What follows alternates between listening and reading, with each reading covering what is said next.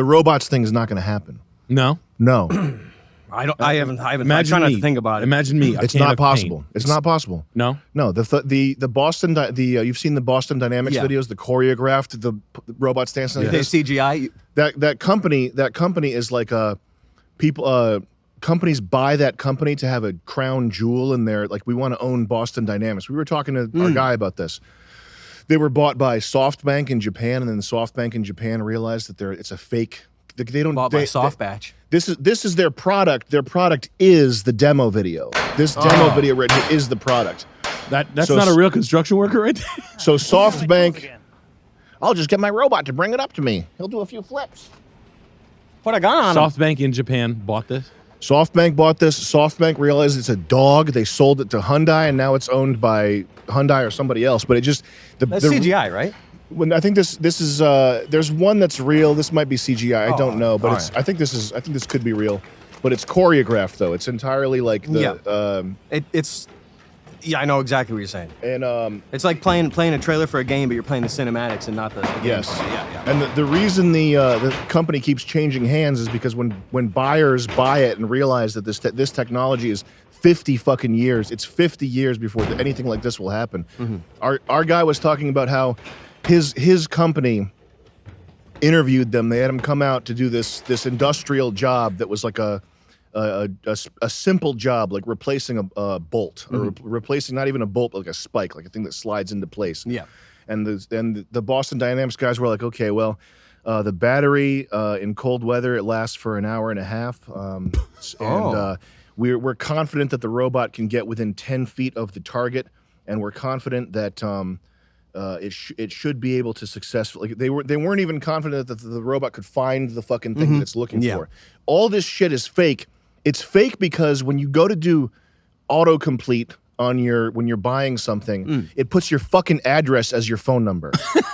I'm Sam Hyde. I live at Sam Hyde. My credit card number is Sam Hyde, and the security code Sam Hyde.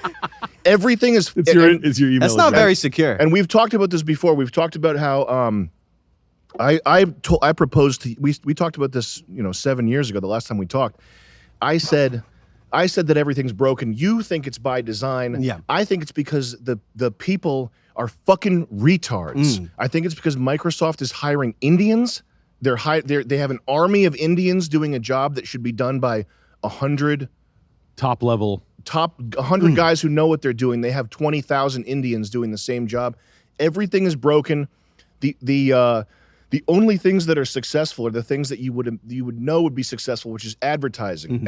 I'm consistently perfectly served ads whenever I should be. They come in, they're on time, they're perfect, they're targeted just to me, they're great. Everything else is fucking broken. Autocomplete, Amazon, eBay. It's like when it should take one step, when it should take one click, it's 20. Yeah, and it's because. Anyway, that is a sign that lets you know that all the AI stuff, all the stuff that NVIDIA puts out to bump their stock price up, it's all bullshit. It's all fucking bullshit. And this stuff has it's kind of fascinating that the chatbot, the ChatGPT thing, which is a really good chatbot, which does not pass the Turing test. It is obvious that you're talking to a bot. It's not. You can ask it. Tell it 10 things in a row, and it's immediately obvious that you're talking to a robot. It's not in any way like it doesn't even pass that test, which is not. That's the beginning of artificial intelligence. That's not the end point. That's like the baby steps. That's Microsoft Paint. This sci-fi shit we are 100 years away from, 50 years away from, and the ChatGPT is a plateau. Everything. It's amazing how when the inception of it, the sort of viral moment was a year or 2 years ago or whatever when we started hearing about it, and now it's got this S-curve adoption because it has the focus of the entire industry and billions of dollars. So it takes an S-curve adoption, but it's hit a plateau of usefulness. And that's just how it is. That's what technology does. It does S-curves. People. You see this exponential growth, and you expect it to keep going and going. That's what the idea of the singularity is. But you have to temper that. You got to realize there's just limitations on there's a limit on.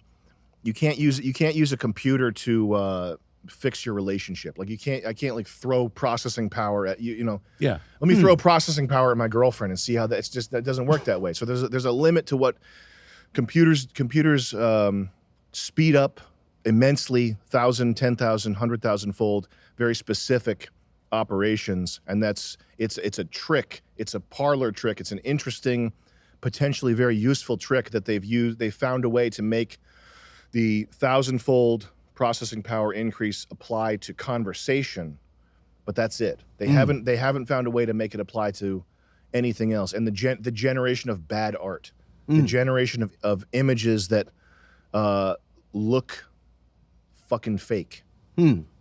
So it came under a good time. Yeah, it's just a good. We're in that S-curve adoption, but we're already at the plateau, and now it's like, if you run an AI company, you better be scrambling to find the next use case, because creating bad art and chatbot to maybe make it so that when you log into your bank, you can finally talk to a computer the way they've been trying to make it happen for years. A bank would fuck that up though. Like these are the use cases. So if you're Sam Altman, look up Sam Altman. You got to see this guy's face. Oh, I can't. No. You got to see this guy's face. Look at this, Charles. Oh. Click images, and you know this guy's a faker because his last project was WorldCoin. Right. His last project was a fucking cryptocurrency with a retina scanner. Got you. And people say, "Oh, this is OpenAI." Oh, okay. And people look. First of all, look at his fucking face. He's a scammer.